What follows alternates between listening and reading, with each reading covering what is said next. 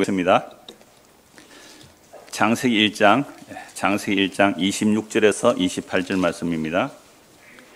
하나님이 이르시되 우리의 형상을 따라 우리의 모양대로 우리가 사람을 만들고 그들로 바다의 물고기와 하늘의 새와 가축과 온 땅과 땅에 기는 모든 것을 다스리게 하자 하시고, 하나님이 자기 형상 곧 하나님의 형상대로 사람을 창조하시되 남자와 여자를 창조하시고, 하나님이 그들에게 복을 주시며 하나님이 그들에게 이르시되 생육하고 번성하여 땅에 충만하라, 땅을 정복하라, 바다의 물고기와 하늘의 새와 땅에 움직이는 모든 생물을 다스리라 하시니라. 아멘.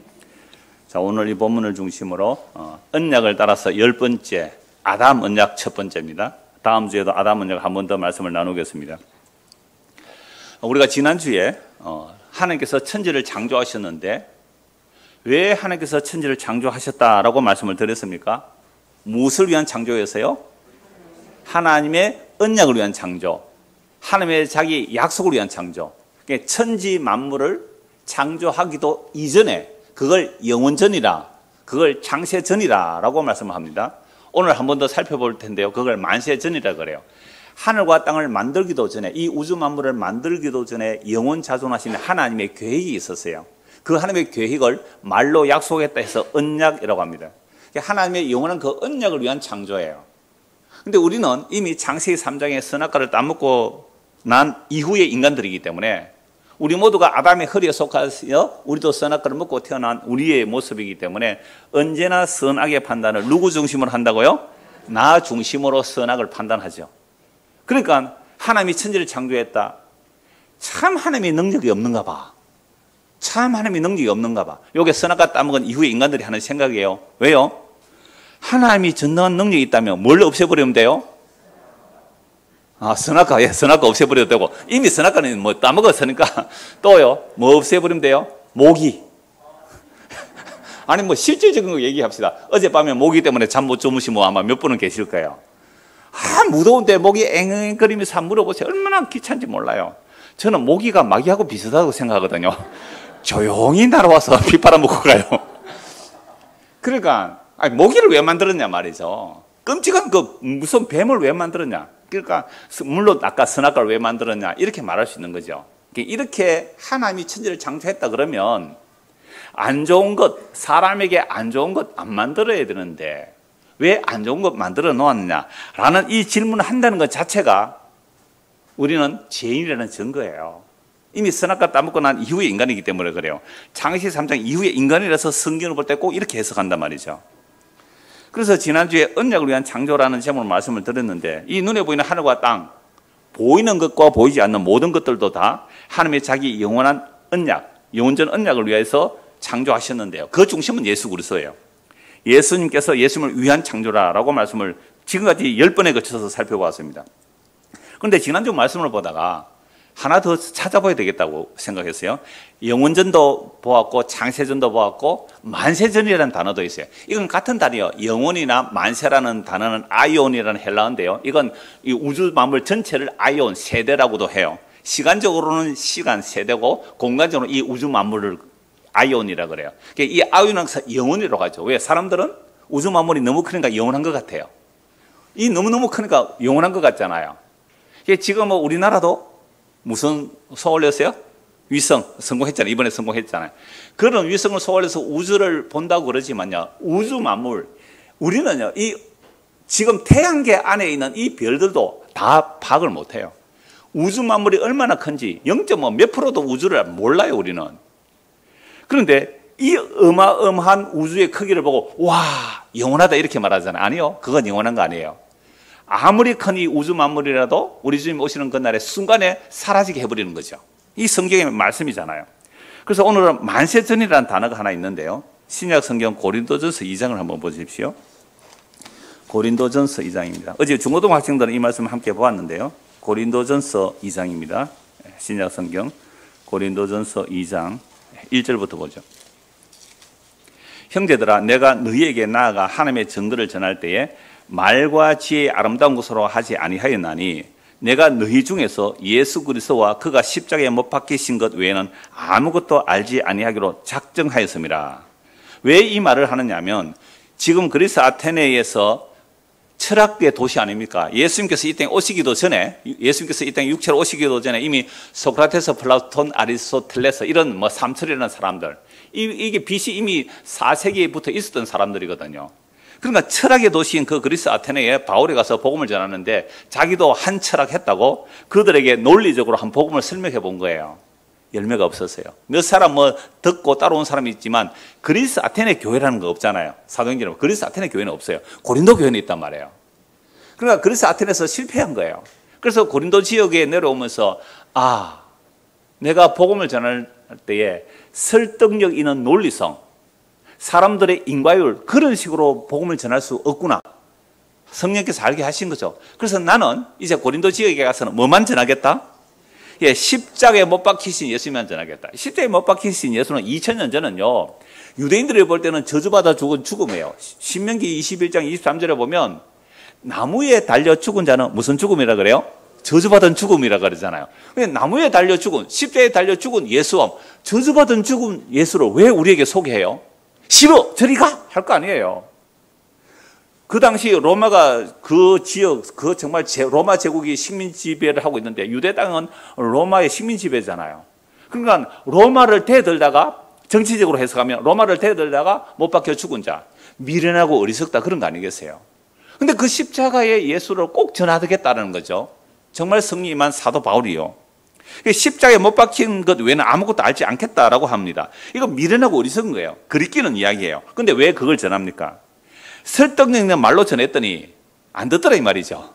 그러면 십자가에 이 그리끼고 미련한 십자가의 복음을 전했더니 원래 안 들을 사람은 안 듣고 그러나 택한 사람들은 듣더라 이 말이잖아요. 오늘 저 경기도 병점에서 맨날 여기 가고 싶다 하니까 남편은 예수도 안 믿는데 참 착한 남편이죠. 그죠? 운전해가지고 여기까지 예배 왔단 말이에요 지금.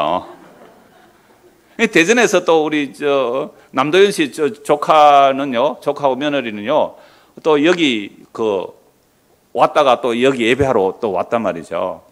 들을 게 있는 사람은 더 듣겠죠 뭐. 오늘 병점에서 오신 분, 오늘 처음 설교 듣고 내가 어떤 죄인인지 알고 예수가 누군지 알고 예수 믿으면요, 영원한 생명 얻는 거예요.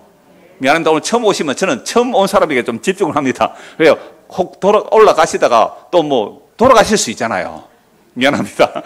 돌아가시기 전에 복음 듣고 예수 믿으면 천국 가는 겁니다. 얼마나 놀라운 복음이에요. 그래서 제가 한두 번 말씀을 드린 거고요. 자, 그래서 십자가의 복음을 전한다라고 했는데 3절 보세요. 내가 너희 가운데 거할 때에 약하고 두려워하고 심히 떨어노라. 내 말과 내 전도함이 설득력 있는 지혜의 말로 아니하고 다만 성령의 나타나심과 능력으로 하여 너희 믿음이 사람의 지혜 있지 아니하고 다만 하나님의 능력이 있게 하려 함이라. 여러분의 믿음이요, 야, 어느 목사님 정말 설교 잘하더라, 나는 그 말씀 정말 믿어, 그러면 그 설교한 사람 잘못한 거예요. 얼마나 자기를 부인 안 하고 논리적으로 설득력 있게 전했으면 목사의 말을 믿겠다 그래요. 아니요. 나는 죄인입니다. 나는 죄인이다 하고 자기를 비켜서야 돼요. 자기는 사라지고 예수의 이름만 남아야 돼요. 그게 성령의 나타남과 하나님의 능력이에요. 그래서 제가 이렇게 설교했을 때 정말 성령의 나타남과 하나님의 능력으로 여러분들이 믿게 되었다면 이상우는 흔적도 없이 사라져버리고요. 누구만 보여야 돼요? 십자가에 죽은 그 예수님만 밝히 보여야 돼요. 그 십자가에 죽은 예수님을 통하여 영원한 새하늘과 새 땅이 보여야 되고요. 하나님의 약속이 보여야 되고요. 나와 세상, 자기 자신조차도 없어져요. 나와 세상에 간 곳 없고 구속한 주만 보여지는 곳. 이걸 뭐라고 그래요? 천국이라 그래요. 천국. 그래서 천국은 여기 있다 저기 있다 하지 말라. 너희 안에 있다 그랬거든요. 예수님이 우리 안에 거하셔서 나와 세상에 간 곳 없고 그 구속한 주님만 내 눈에 뚜렷이 보이면 그걸 천국을 맛본다 그래요. 맛본다. 그래서 6절 보세요. 그러나 우리가 온전한 자들, 그 믿음이 장성한 자들에게는 지혜를 말하겠다는 거예요.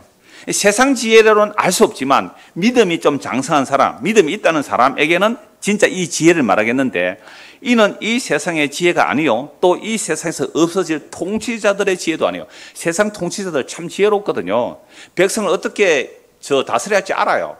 배가 너무 부르면 일을 안 해요. 통치자들을 볼 때는. 그래서 적당하게 배고플 정도로, 굶어 죽으면 데모가 일어나니까 굶어 죽지 않을 정도로, 그럼 개, 돼지 다루듯이 다룬단 말이에요. 누가요? 통치자들이. 이게 마키아벨리즘 같은 게 다 나와요. 군주론 같은 게 다 나온다고요. 지금도 이 땅의 통치자들은요, 백성들이 너무 여유가 많으면 전부 철학자가 되어버리거든요. 그리스 아테네 철학이 왜 발달하냐면 노예들이 경제 하부 구조를 바치고 주인들은요 할 일이 없어요. 먹고 할 일이 없어요. 재미있는 것도 하루 이틀이죠. 술 마시는 것도 하루 이틀이죠. 쾌락도 하루 이틀이죠. 더 고상한 지적 유희가 뭔지 아세요? 철학이에요. 정말 재밌어요. 철학 공부하는 게. 육체적 그런 재미는 별거 아니에요. 정신적 쾌감은요 너무너무 대단한 거예요. 그래서 철학이 발달하거든요. 근데 그런 철학을 가지고 세상을 통치하는 자들은요 백성을 어떻게 다룰지 알아요. 적당하게. 너무 여유가 있으면 철학을 공부하게 되고 철학을 공부하면 세상 통치자들의 그 허점을 보게 되거든요. 그러니까 적당하게 힘들게 살게 하는 거예요. 여러분 사는 게 지금 힘들어요? 편안해요? 새 정부 돼서 힘들어요? 편안해요? 그럼 전에 정부는요?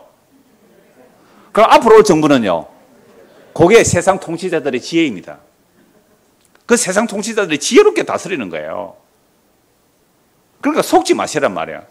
세상 통치자들은요 절대로 모르는 지혜가 뭐예요? 그렇죠. 십자가로 나타난 하나님의 지혜를 모른다 이 말이죠. 7절 보세요. 오직 은밀한 비밀한 가운데 있는 하나님의 지혜를 말하는 것으로 곧 감추어졌던 것인데 하나님이 우리의 영광을 위하여 언제요? 만세전에 미리 정하신 것이라. 이 십자가의 도, 십자가의 복음, 하나님이 사람이 되어서 십자가에 죽으신 이 계획, 이 뜻은 언제 있었다고요? 만세전에, 창세전에, 영원전에, 천지 만물을 창조하기도 전에 하나님의 아들 예수 그리스도의 그 피로 구원하실 것을 천지 창조하기도 전에 약속해 놨잖아요. 그러니까 이 지혜를 믿을 수 있다면 모든 인간의 철학을 벗어나야 됩니다. 모든 인간의 철학은 논리성이에요. 논리성. 그래서 우리 중고등 할 때 그 얘기 했잖아요. 그러면 중고등학생 이쪽 좀 봐주세요. 논리라는 것은 한 가지 아주 간단한 3단 논법이 뭐예요? 대전제, 소전제, 결론이잖아요. 모든 사람은 죽는다. 소전제 뭐예요? 대전제, 모든 사람은 죽는다. 소전제, 나는 사람이다. 결론, 그러므로 나도 죽는다. 논리적으로 완벽하잖아요. 이게 철학이에요. 그런데요, 성경은 이렇게 말해버리거든요. 너가 예수를 믿으면 영원한 생명을 얻는다는 거예요. 내가 믿어주는 행위가 아니에요. 내가 믿는다는 것은 은혜로 믿는다라고 고백할 수는 있는데 이미 영원전에 천지를 창조하기도 전에 하나님께서 그리스도 안에서 약속하신 그 약속을 오늘 우리에게 이루어 주신다. 그래서 믿음이라는 것은 은혜의 선물이기 때문에 우리가 좌우할 수 없는 거예요. 믿음이 주체가 되어서 우리 안에 들어와서 예수를 믿게 되는 거잖아요. 그러면 눈에 보니 하늘과 땅이 다 사라진다 할지라도 나는 두렵지 않아요. 어제 어떤 분이 암 선고를 받았어요. 유방암 선고를 받았는데 예후가 안 좋은 암이래요. 주변 사람들이 다 걱정하는 거예요. 가족도 걱정, 주변 사람들 걱정, 친구도 걱정, 회사 직원들 걱정한대요. 본인은 덤덤해요. 괜찮아요. 나 이제 살 만큼 54살인데 나이만 말할게요. 뭐 살 만큼 살았고 나 지금과도 아무 상관없으니까 여러분들은 일상을 사세요. 나도 일상을 살게요. 일만 줄이고 내 할 것 하면서 살게요. 물론 고통스럽다는 거 알아요. 그럼 그거 뭐요? 별거 아닌데? 와, 저는 그 말을 하는 거 보고요. 제가 은혜를 받았거든요. 제가 복음 전했을 때 나는 그런 반응 나오면요. 너무너무 기쁨이에요. 진짜 하나님의 약속의 말씀을 믿는다는 거거든요, 그게. 하나님의 약속이 믿어지는 건 그런 거 아니에요. 어쩌고 나 아직 살 날이 팔팔 남았는데, 어쩌고 벌벌 떨면서 그렇게 안 하더라는 거예요. 물론 그것조차도 제가 잘 못 볼 수 있고 본인이 좀 가면 쓸 수는 있는 거예요. 우리는 그 뿌리를 잘 모르니까. 그러나 친구 앞에서 그 이야기를 하는데 너는 진심으로 받아들였거든요. 그러니까 죽음의 세력이 우리를 보고 죽음으로 위협하는데 나 빨리 죽고 싶은데 누가 그 얘기를 했다고요? 성령 임한 자들이 바울 사도가 나 빨리 천국 가고 싶은데 이 얘기 했다고요. 그럼 꼭 주일학생이 이 얘기 하잖아요. 그런데 목사님 왜 빨리 안 죽어요? 그래요. 그래서 제가 그랬잖아요. 나 니 때문에 못 죽고 있다. 네가 예수 믿어야 되니까 그때까지 내가 복음 전해야 되겠어. 그러니까 여러분들이 예수 다 믿으면 나 빨리 가면 됩니다. 7절 오직 은밀한 가운데 있는 하나님의 지혜를 말하는 것으로서 곧 감춰진 거야. 몰라요. 누가 몰라요? 이 세상 통치자들이 몰라요. 이 세상 통치자는 두 가지 통치거든요. 2000년 전에 하나는 종교적 통치. 누구요? 사내들은 공의의 의원, 대제사장, 서기관, 바리새인들, 그 70명의 공회원 의원들, 대제사장들, 율법 선생들, 이게 정치적 통치자들이에요. 종교적 통치자들이에요. 정치적 통치자는 누구예요? 빌라도 총재다. 빌라도 총재. 빌라도 총독이잖아요. 그러니까 세상의 통치자 종교와 정치를 통치하는데 그 통치자들이 한 사람이라도 예수를 제대로 알았더라면 십자가에 못 박아 죽이지 않았을 거라는 거예요. 자, 8절 보세요. 이 지혜는, 만세전에 감추어진 이 십자가의 지혜는 이 세대의 통치자들이 한 사람도 알지 못하였나니 만일 알았더라면 영광의 주를 십자가에 못 박지 아니하였으리라. 그러니까 하나님은 십자가에 못 박히는 하나님의 아들의 영광인데 세상 사람을 볼 때는 저주요, 실패요, 미련하고 어리석은 것이기 때문에 도망가더라 이 말입니다. 그러니까 오늘 이 땅의 교회가 뭐만 전해야 돼요? 바울처럼 미련하고 어리석은 십자가만 전하겠다 해야 돼요. 결심을 해야 돼요. 결심을. 사람들 듣기 좋은 소리 해주는 곳이 아니에요. 교회는. 사람들 길을 즐겁게 하는 교회는요, 바울이 그랬잖아요. 내가 사람을 기쁘게 하라. 주님을 기쁘게 하라. 사람을 기쁘게 한다면 내가 그리스도의 종이 아니라고 했거든요. 사람들이 얼굴을 씩씩거리고 불키고 말이죠. 무슨 저런 목사가 있느냐고 막 욕하고 가야 돼요. 제가 우리 어머니 돌아가셨지만 어머니 막 책망하거든요. 박집사 정신 차리라고 말이지. 막 그러면요, 내 가고 나면요, 누나들한테 그런데요. 저기 목사라고 이러더래요. 저는 우리 엄마한테 막 해댔거든요. 그러니까 우리 집 사람도 너무 그러지 마소이 하는데 내가 엄마를 사랑하기 때문에 이 말한다. 회개하소 박집사. 맨날 말로는 빨리 죽고 싶다 빨리 죽고 싶다 하면서 진짜 안 죽고 싶잖아요. 이렇게 살기 싫다는 거 아니에요. 회개하고 예수 믿으세요. 그럼 목사 네가 기도해주면 또 효과가 아니겠나. 빨리 죽도록 기도했다오. 내가 아무리 기도해도 안 됩니다. 회개하고 예수 믿으세요. 못됐죠? 자기 엄마한테 그치요? 왜요? 세상 통치자들은 이 시를 모르거든요. 성경이 계시가 그래요. 그래서 구절을 한번 보세요. 기록된 바 하나님이 자기를 사랑하는 자들을 위하여 예비하신 모든 것. 그러니까 오늘 하나님께서 사랑하는 자들이 있어요. 예비하신 모든 것. 언제 예비되어 있어요? 창세전에, 만세전에, 영원전에. 예비한 것은 사람이 뭐요? 사람이 눈으로 보지도 못했고 귀로도 듣지도 못했고 사람의 마음으로 생각도 못한 것. 이게 뭐라고요? 십자가의 복음이라는 겁니다. 사람의 마음으로 생각도 못한 십자가의 복음이죠. 그래서 이 복음을 위하여 하나님께서 뭘 만드시고요? 천지를 창조하시죠. 그래서 오늘 창세기 1장 26절 다시 보십시오. 창세기 1장 26절입니다. 그래서 하나님께서 천지를 창조하시는데 뭐 하나님의 형상이 어떻고 이건 다 말씀드리지 않겠어요. 23년 전에 설교할 때 다 말씀드리니까 오늘은 큰 줄기를 보는 거예요. 아담은요. 자, 하나님이 이러시되 천지를 창조하셨어요. 우리의 형상대로. 하나님의 이미지라는 거죠. 우리의 형상대로 우리의 모양대로 우리가 사람을 만들고 그들로 바다의 물고기와 하늘의 새와 가축과 온 땅과 땅에 기는 모든 것을 다스리게 하자 하시고 하나님이 자기 형상 곧 하나님의 형상대로 사람을 창조하시되 남자와 여자를 창조하시고 하나님이 그들에게 복을 주시며 하나님이 그들에게 이르시되 생육하고 번성하여 땅에 충만하라 여러분 정복하라 바다의 물고기와 하늘의 새와 땅에 움직이는 모든 생물을 다스리라 하시니라. 그리고 이 말씀 우리는 정말 많이 들었을 거예요. 여러분 이 말씀을 해석할 때 사람들은 이 말씀을 무슨 명령이라고 하죠? 무슨 명령이라 그래요? 많이 안 들어보셨군요. 문화명령 들어보셨어요? 문화명령. 대부분의 신학자들이 이 말씀을 문화명령이라고 해요. 이게 문화명령이라는 건 뭐냐면 이 세상의 모든 문화를 기독교가 점령하자 이렇게 해버리는 거죠. 이게 문화명령이 아니거든요. 여러분 성경에서 명령문이든지 직설법이든지 간에 모든 말씀은 누구의 말씀이에요? 하나님의 말씀. 그러면 하나님께서 명령하셨다 할지라도 하나님의 뜻대로 이 말씀이 이루어져야 되는데 하나님께서 이 말씀을 하셨다는 것은 하나님께서 이렇게 이루어갈 거야 라는 뜻인데 사람들은 이미 창세기 3장 이후에 우리가 이 성경을 보잖아요. 그냥 타락한 이후에 이 성경을 보니까 내가 하나님을 믿으면 하나님의 백성이니까 이제 나는 세상을 뭐 해야 되겠다고요? 생육, 번성, 충만. 그 다음에 뭐 해야 돼요? 정복, 다스림. 야, 이 세상 전부를 누가 다스려야 돼요? 내가 다스려야 되겠다. 이 생각 들어요, 안 들어요?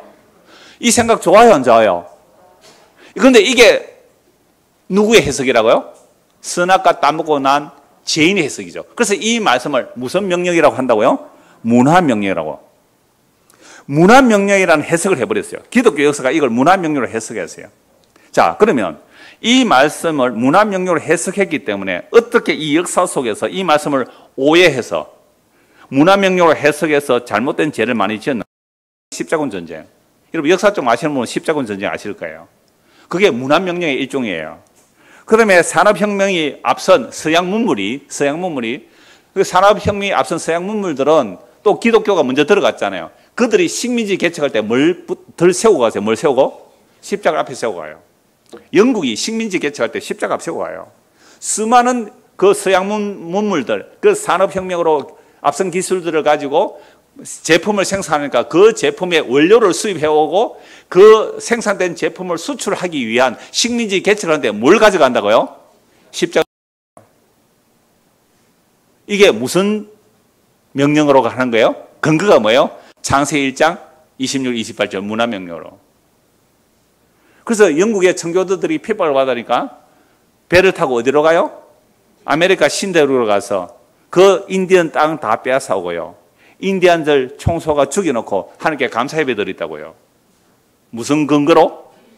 창세기 1장 28절을 근거로.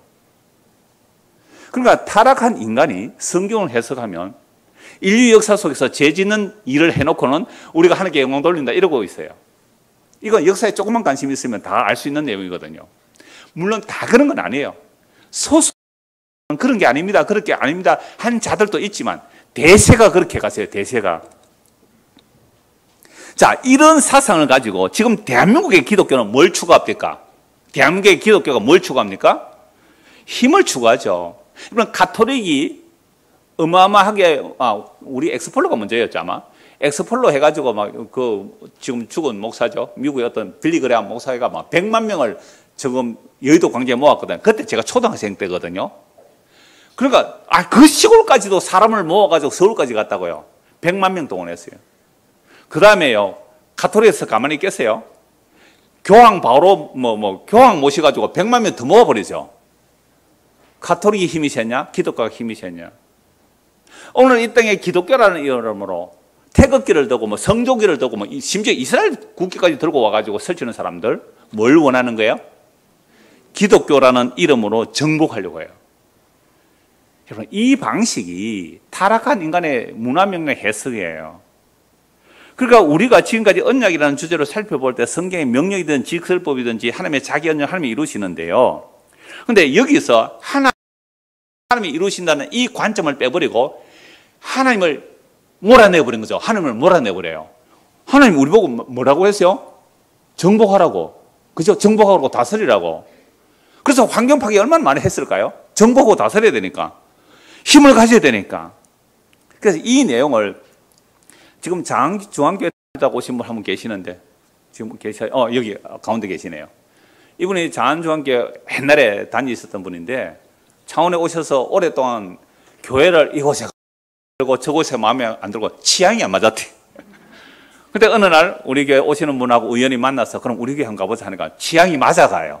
지금 몇 주째 오고 계시는데 제가 왜 다른데 적응이 안 되냐. 장안중앙교회 옛날에 그 박용기 목사님 설교 저도 몇 번 들어봤거든요.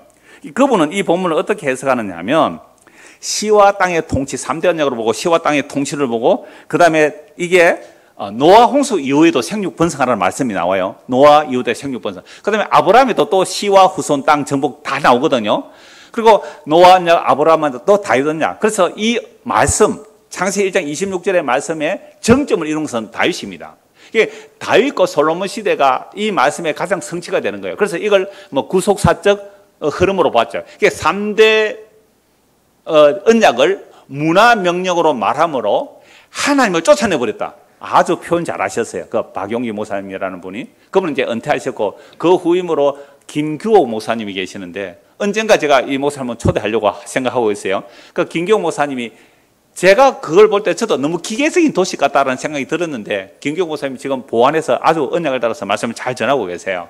그분은 정말 학문적으로도 연구하셔서 논문도 발표하고 그러시는 분인데 제가 만나서 지금 교제하고 있는 중인데요.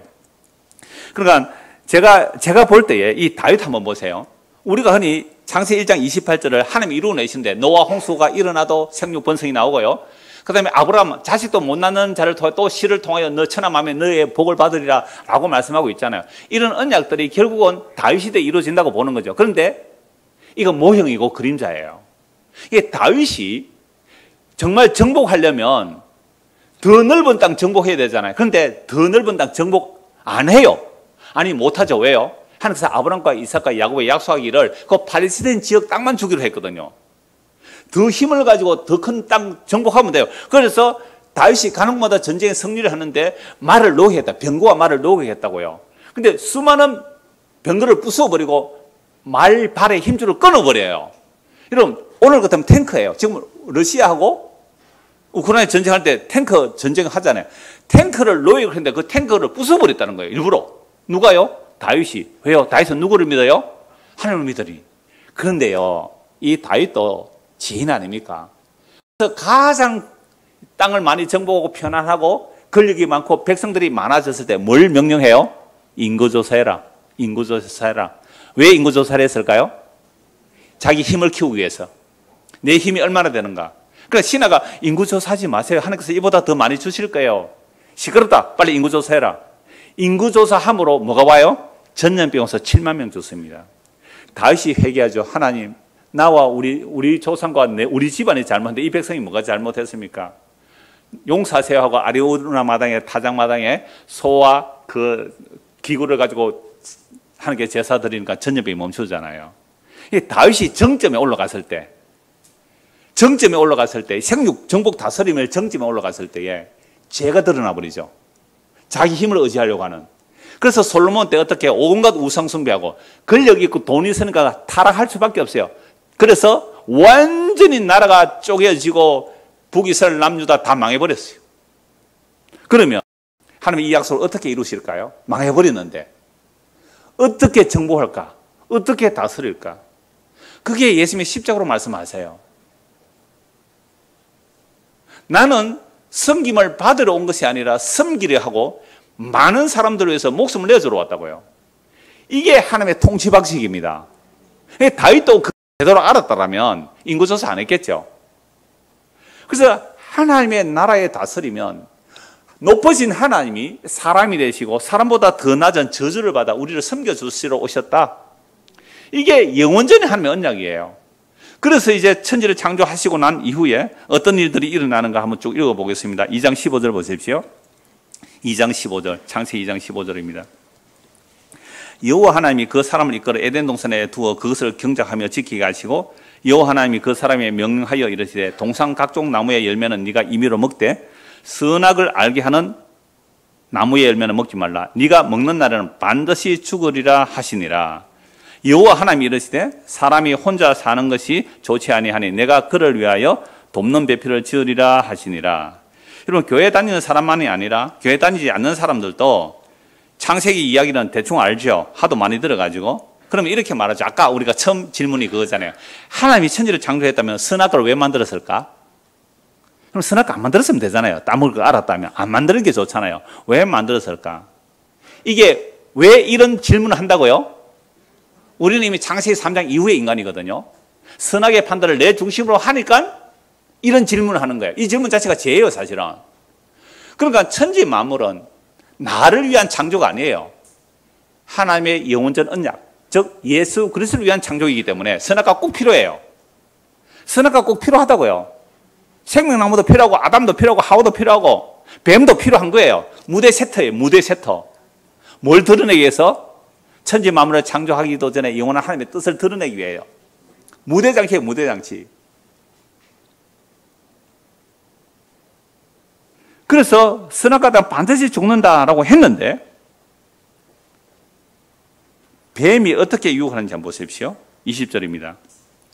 아담이 모든 가축과 공중의 새와 들의 모든 짐승의 이름을 주니 아담이 돕는 배필이 없으므로 여호와 하나님이 아담을 깊이 잠들게 하시니 잠들매 그가 갈비탈로 대신 채우시고 여호와 하나님이 아담에게서 취하신 그 갈비대로 여자를 만드시고 그를 아담에게로 끌어오시니 아담이 이르되 이는 내 뼈 중에 뼈요 살 중에 살이라 이것을 남자에게서 취하였은즉 여자라 부르리라 하니라. 이러므로 남자가 부모를 따라 그의 아내와 합하여 둘이 한 몸을 이룰지니라.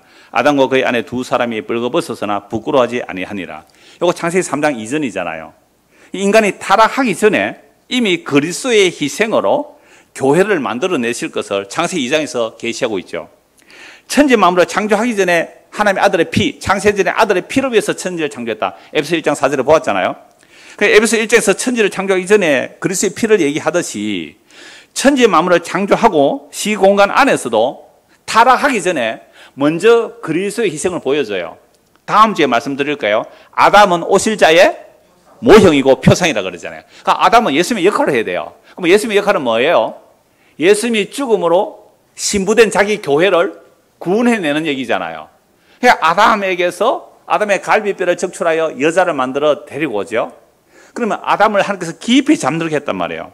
깊이 잠들다는 뭐예요? 죽음과 다를 바 없죠. 생사를 짓고 갈비뼈를 적출해내는데요. 갈비뼈로 여자를 만들어 데리고 오죠. 그러니까 아담이 죽었는데 옆구리에서 여자가 나온 거예요. 이게 무슨 이야기예요? 예수님 십자가 얘기잖아요. 손과 발에 창에 찔려 손과 발에 못을 박히고 십자가에 달리는데요. 죽었는지 확인하기 위해서 로마 군병이 옆구리를 푹 찌르잖아요. 그 옆구리에서 뭐가 흘러나와요? 물과 피가 나왔단 말이에요. 예수의 죽음으로 우리가 예수의 피로 용서받고 구원받아서 나온 여러분들은 다 뭐예요? 그리스도의 신부예요.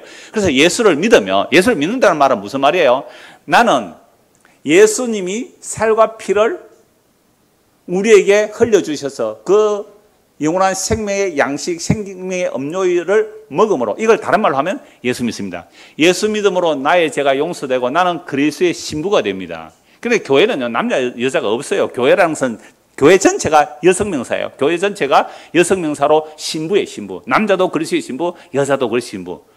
그럼 천국 가면 어때요? 천국 가면 시집 장가 안 가요. 남자, 여자 없어요. 천사들처럼 성을 초월해버린단 말이에요. 그래서 예수 그리스도의 신부된 교회라 그래요. 예수님이 신랑이고 교회가 신부인데 신랑된 예수님이 십자가의 죽음으로 자기 신부된 교회를 만들어내는 이야기를 창세기 2장에서 말씀하고 있잖아요. 이미 타락하기 전에 깊이 잠들게 해서 뼈를 적출하여 여자들을 만들어오죠. 23절. 제가 결혼 주례할 때마다 이 말씀 자주 드리는데 아담이 여자를 보고 뭐라고 말해요? 내 뼈 중에 뼈요, 내 살 중에 살이다. 이건 한 몸이다. 이 말이 한 몸. 근데 여러분 부부 결혼해서 살아보니 한 몸입니까? 두 몸입니까? 한 몸이에요? 두 몸이에요? 그거 말로 해야 합니까? 두 몸이라 두 몸. 이걸 죄라 그래요. 죄는 단절이고 분리거든요. 왜 한 몸이 안 돼요? 왜 한 몸이 안 돼요? 죄 때문에 그래요. 그럼 부부가 다 예수를 믿는다면 하나만 죽으면 되잖아요. 하나는 덜 죽어도. 하나가 100% 죽으면 한 몸 될 수 있어요, 없어요? 예, 당신 뜻대로 하세요. 예, 당신 뜻대로 하세요. 여보, 오늘 뭐 할래? 예, 당신 뜻대로 하세요. 나중에 그것도 짜증납니다. 그러니까 이게 두 몸이라는 것 자체가, 이 두 몸이라는 이 자체가 이 죄 때문에 그래요, 죄 때문에. 이 죄 짓기 전에는 두 몸이라도 뭐예요? 너와 나는 하나다. 너와 나는 하나다. 그 무슨 다툼이 있을 수 있어요? 부모와 자식이, 남편과 아내가, 형제와 형제가 서로 다툼의 이유는 죄 때문에 그래요. 남한과 북한이, 야당과 여당이, 미국과 중국이 싸우는 이유는 죄 때문에 그래요. 그런데 그 죄를 교묘하게 이 세상 통치자들이 숨기고요. 편가르기 하잖아요. 편가르기. 우리 편은 선이야. 우리 편은 선이야. 맨날 자기 진영 논리에 빠져서 나는 이쪽이 선이야. 이쪽이 선이야. 그거 자체가 죄의 모습이에요. 죄의 모습. 아니요. 둘 다 죄인이에요. 둘 다 죄인. 그래서 교회 나온다는 것은, 그래서 서울의 어떤 교회는요, 전라도 사람이 한 명도 장로가 안 됐대요. 그 경상도 사람들이 꽉 자리 잡고 잡아가지고 전라도 사람 장로 못 되도록 막 작업을 했다 그래요. 서울의 큰 교회가 그랬다요, 진짜로. 이게 무슨 교회입니까? 정말 그게 대표적인 합동적 그 교회라고 했던 그런 교회예요. 아, 진짜 그 교회 담임 목사한테 내가 들었다니까요. 장로가 수십 명 되는데 전라도 사람 한 명도 장로 안 시켰대요. 이게 현실에 일어나는 이 성경을 문화명령으로 잘못 해석해서 그래요. 절반밖에 안 했는데 10분밖에 안 남았습니다. 오늘 좀 빨리 맞추려고 했는데. 조금 더 봅시다. 창세기 3장입니다. 예. 그러니까 타락하기 전에 이미 그리스도의 희생으로 자기 신부를 구원할 것을 아담과 하와를 통해서 보여주셨어요. 창세기 3장 15절 보겠습니다. 1절부터 좀 보죠. 예.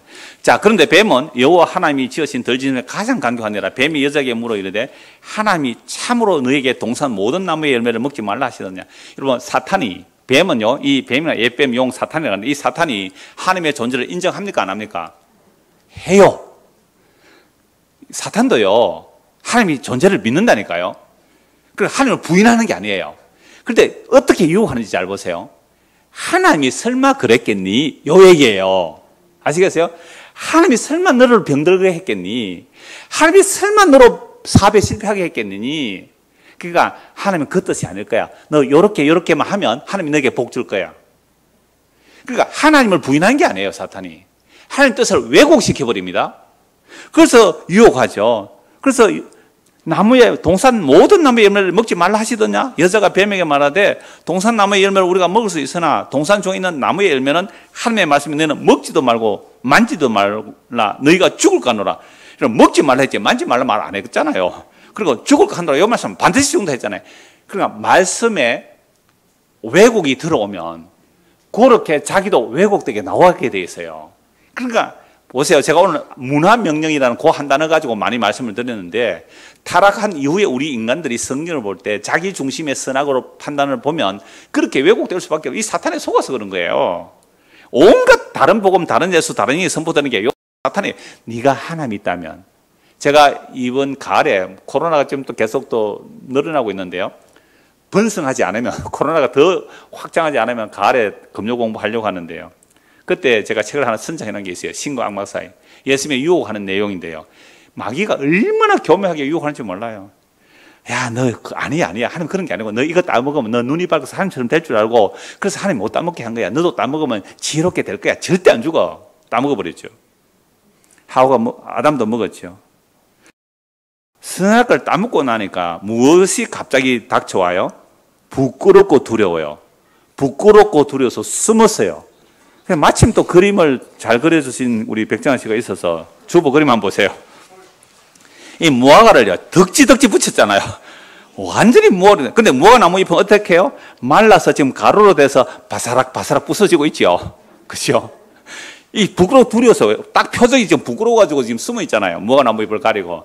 그런데요, 선악과 따먹기 전에 어땠어요? 벌거벗었으나 부끄럽지 않았다. 25절 보세요. 아담과 그의 아내 두 사람이 2장 20절 아담과 그의 아내 두 사람이 벌거벗으나 부끄럽지 않았어요. 선악과 따먹는 갑자기 부끄러워요. 두려워요. 자기 스스로 무화과 잎을 가리고 있잖아요. 이걸 종교 행위라 그래요. 이걸 인류의 역사라 그래요. 인류의 역사는 결국 자기의 부끄러움과 수치를 가리는 거예요. 제가 23년 동안 이 말씀 드렸어요.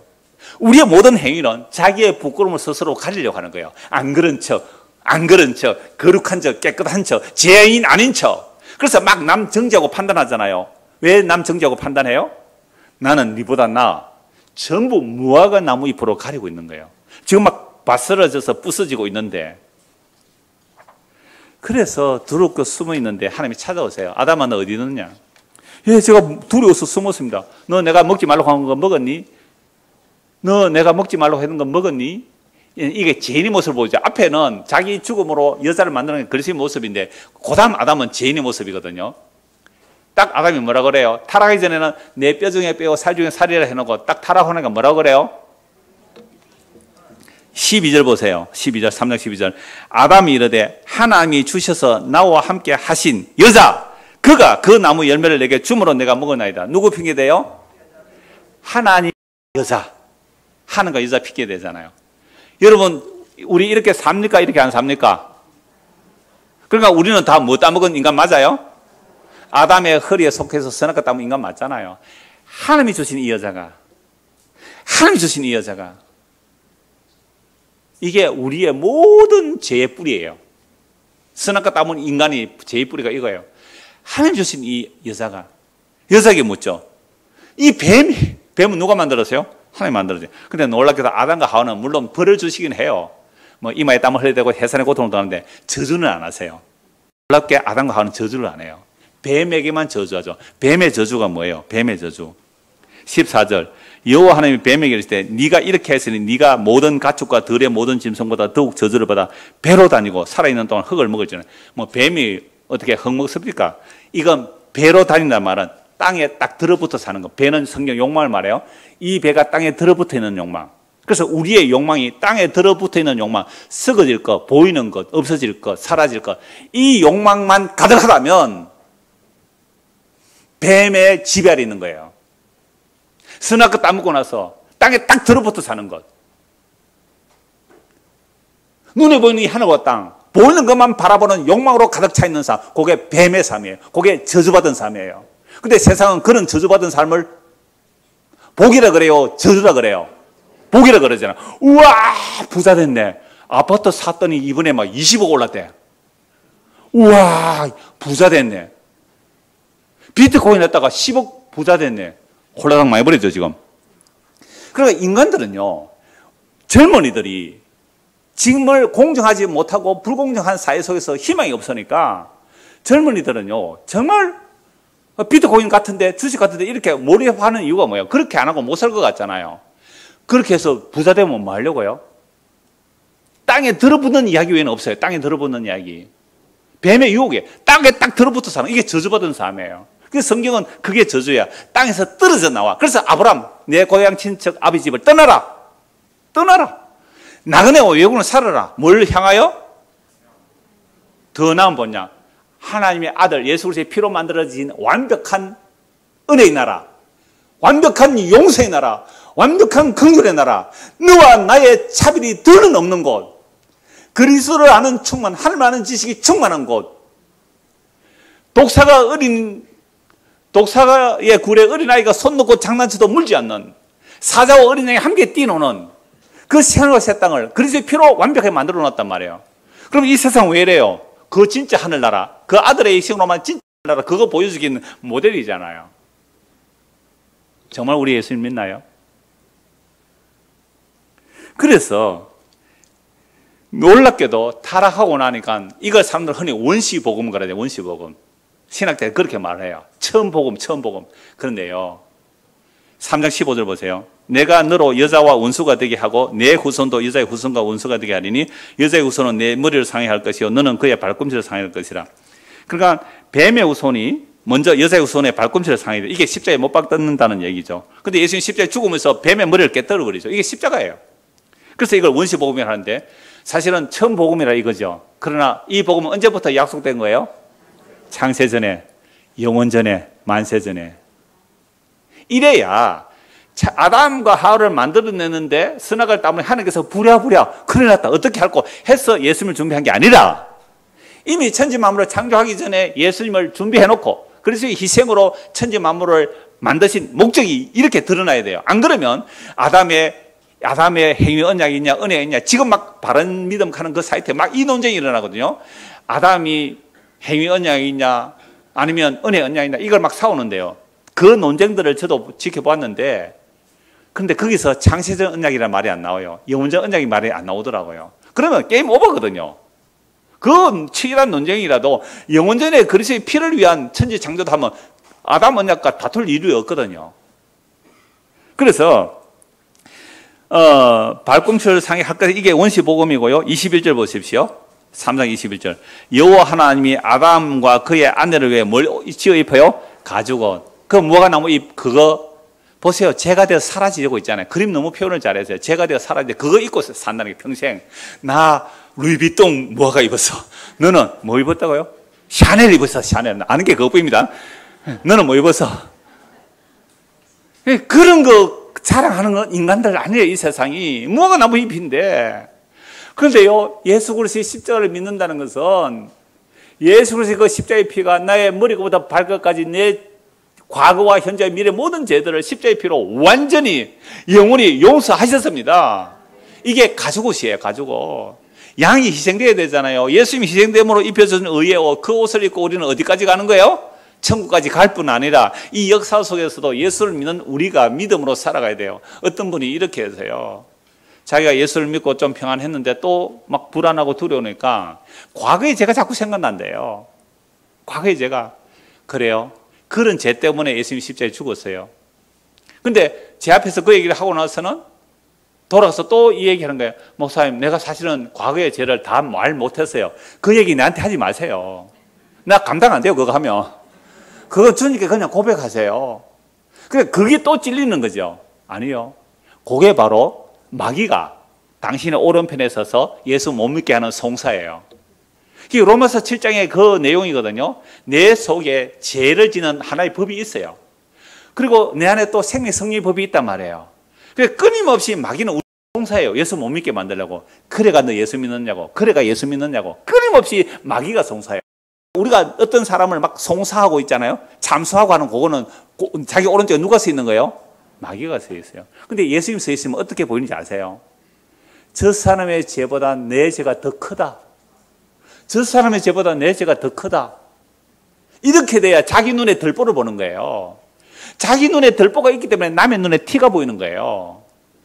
남의 눈에 티가 보인다는 것은 자기 눈에 들보가 있는데 그게 안 보이는 거예요. 이게 마귀가 우리를 그렇게 만들어가는 거잖아요.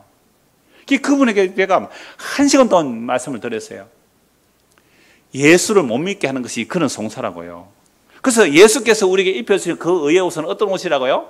예수의 피로 입혀주신 의의 옷이에요. 그 옷에 더 보태지 마세요. 그 옷 더럽히지 마세요. 그 옷만 입고 있을 때 완벽하게 점돔도 티도 없는 거룩한 나의 신부라고 말씀하세요. 자, 이렇게 하나님께서 이스라엘 백성을 노아 홍수 이후 또 번성하고 아브라함, 이삭, 야곱 후손들을 가지고 약속의 땅에 들어갔거든요. 약속의 땅에 들어가서 하나님 앞에서 믿음으로 살라 했는데 믿음으로 살았을까요? 바람 피고 살았을까요? 바람 피고 살았습니다. 구약 성경 호세아 2장 보십시오. 구약 성경 호세아. 북이스라엘의 선지자입니다. 호세아서 2장 보십시오.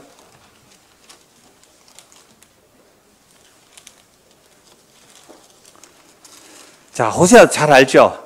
하나님의 선지자 호세아 선지자가 음란한 여인하고 결혼해래요.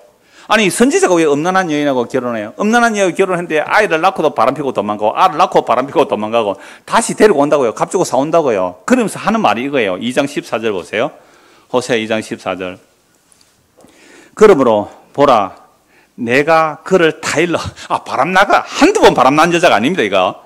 그 바람나 있는 그 여자를 내가 그를 타일러 거친 들로 데려가서 말로 위로하고 거기서 비로소 그의 포도원을 그에게 주고 아골 골짜기를 소망의 문을 삼아 주리니 그가 거기서 응대하기를 어렸을 때 애굽 땅에서 올라오던 날과 같이 하리라. 그러니까 하나님께서 언약을 또 새롭게 해준다요. 아무리 바람펴도 하나님의 언약 때문에 새롭게 해준다는 거죠. 여호와께서 이르시되 그 날에 네가 나를 내 남편이라 일컬고 다시는 내 바알이라 일컬지 아니하리라. 내가 바알들의 이름을 그의 입에서 제거하여 다시는 그의 이름을 기억하여 부르는 있게 하리라.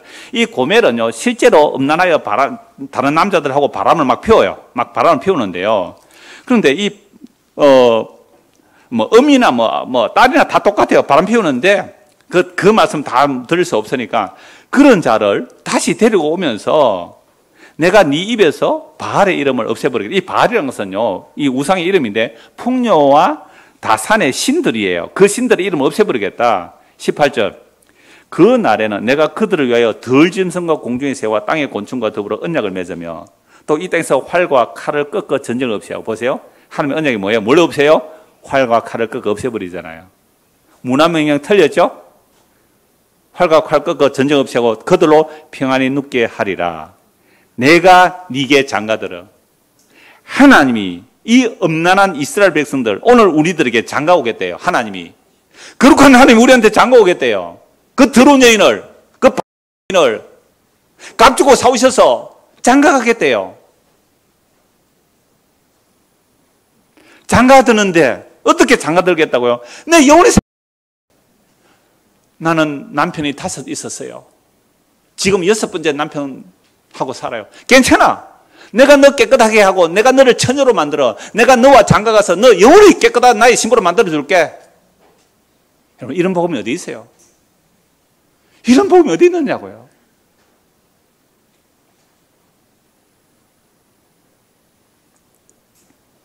하루에 7번 잘못했다고 하루에 7번 사과하면 용서하라고. 제가 오늘 아침에 누가복음 17장 이런 거 나오더라고요. 그러니까 그럴 수 없잖아요. 예수님은 하루 7번을 7번도 용서를 그랬잖아요. 이 7번에서 완전해요, 완전. 그러니까 갑자기 놀래가지고 주여 믿음을 더하소서. 믿음을 다하소서. 왜 그런 용서할 능력이 우리는 없잖아요. 그때 주님께서 너희가 겨자씨 하나 할 만한 믿음만 있을지라도 이 뽕나무 들어서 산에 바다에 신기하면 그대로 됐을 거다. 그 말씀 이어서 하는 말씀이 그 겨자씨 하나 할 만한 믿음이 뭔지 아세요? 내가 너희에게 명령한 모든 것을 다 지켜 행하고 난 이후에 우리는 주님의 명령 다 지켜 행합니까? 못합니까? 하나님의 명령이 뭐예요? 오늘 오후에 말씀드릴게요. 마음과 뜻과 힘을 다하여 하나님을 사랑하고 이와 같이 내 이웃을 내 몸처럼 사랑하는 게 하나님의 뜻이에요. 그런데 그 명령을 다 행해놓고 났으라도 나는 마땅히 해야 할 일을 한 것뿐인 무익한 종입니다. 이게 오늘 읽은 누가복음 17장 성경 얘기예요.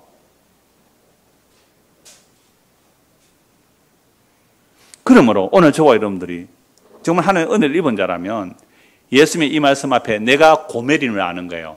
나는 그런 바람 피운 적 없는데 이러잖아요, 사람들이. 왜? 그거 취향이 안 맞는 사람이 있어요. 그런 취향이 안 맞는 사람 뭐 좋아하는지 아세요? 커피를 좋아한다니까. 커피 한 잔에 10만 원짜리가 있더라고요. 커피 한 잔에 20만 원짜리가 있고요. 와인 한 잔에 500만 원짜리가 있고요. 취향이 음악이 있고요. 클래식이 있고요. 그림이 있고요.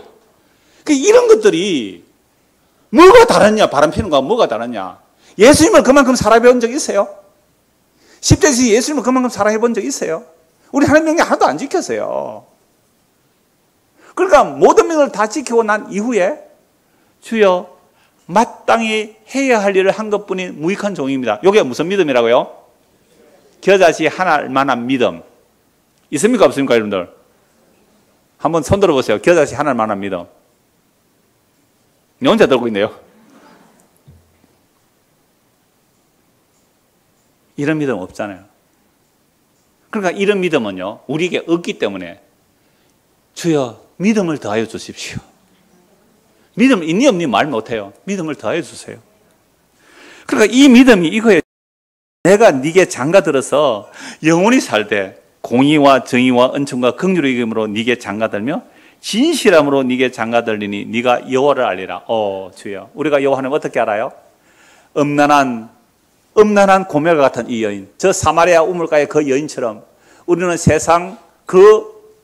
세상의 끝들을 사랑하고 사는 음란한 여인인데 하나님이 자기 죽음으로 우리에게 장가오시게 돼요. 하나님이 자기 죽음으로 우리에게 장가오시게, 그게 예수님이에요.